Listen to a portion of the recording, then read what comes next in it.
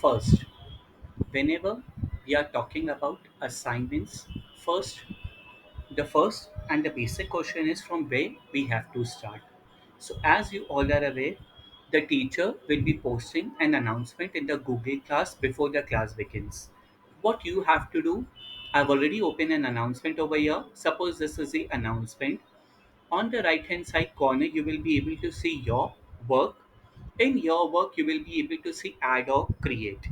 So, open the same announcement. I have already opened the announcement. You will see add work on the extreme right hand side top. As you are able to see over here, add work, your work on the extreme right hand side. Done. And when you click on the your work part, you will be able to see over here add or create. You have to click on add or create and you will be able to see doc, slides or sheets. So you have to click on sheets. As soon as you click on sheets, automatically a sheet will be created. Just click on it and your sheet is ready. You don't have to open the sheets from the Google Apps over here. You have to assign it from this particular part. That means you have to add or create. I'm just deleting this particular sheet. So one more time, you have to click on the assignment which has been posted. When you click on the assignment, on the right hand side part, you will be able to see your work.